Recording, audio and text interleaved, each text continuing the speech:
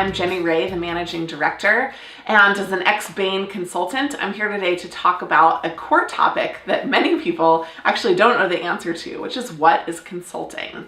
Now, this is a question that when I was flying home on a Thursday afternoon after a long week at Bain, someone would ask me sitting next to me on the plane, what do you do as a consultant? And oftentimes, I, especially early on in my career, didn't have a great answer.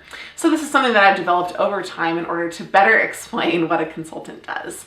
Now, just first, a little bit of history. Consulting came about at the turn of the 20th century as the industries around the world moved from family-owned conglomerates to larger companies that were more diversified and had external ownership.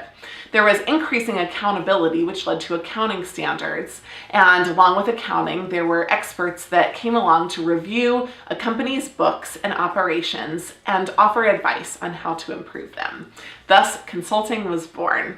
And although there are many jokes that we could tell about consulting, today we're going to focus about some of the serious nuts and bolts.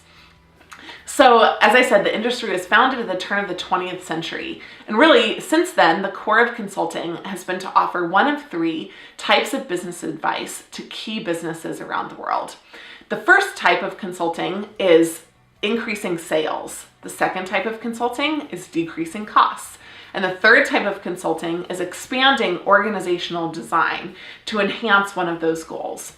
As we, over the next series of videos, go through a process of explaining some of the different tools that consultants use, remember, these three things are really at the heart of everything that any good consultant will do.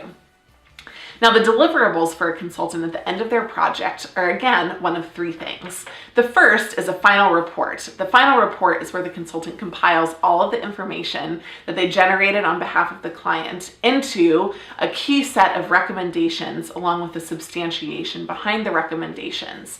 It's the sum result of all of the research and analysis that they did for the client over the term of the project.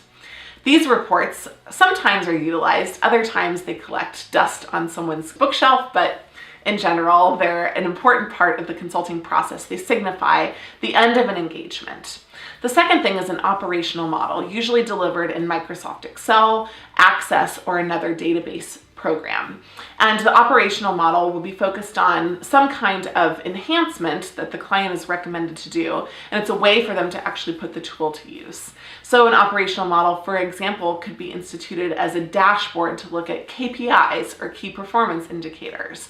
It could also be instituted as a way to manage costs by identifying which series of processes should be identified for each key product or service. It can also be a pricing model that identifies which customers should be offered certain pricing. These models can cover a wide range of materials, but in general, usually it's a major file that's handed over and it's implemented into the client's processes. And the third, and potentially the most important deliverable for a consultant themselves, is roll-on work. Roll-on work is when the end of a client engagement comes and a consultant finds another problem for the client to solve. So after the final report is generated and after the operational model is delivered, the client will then begin to re-engage on a new or expanded problem of the business. So just in summary, the consulting industry came about at the turn of the 20th century. Consulting is really focused on one of three problems: increasing sales, decreasing costs, or developing organizations. And the final deliverables for a consultant are a final report, an operational model, and ultimately roll-on work. We look forward to having you in a future video with Management Consulted. And if you have any questions in the meantime, please visit us at our website, managementconsulted.com.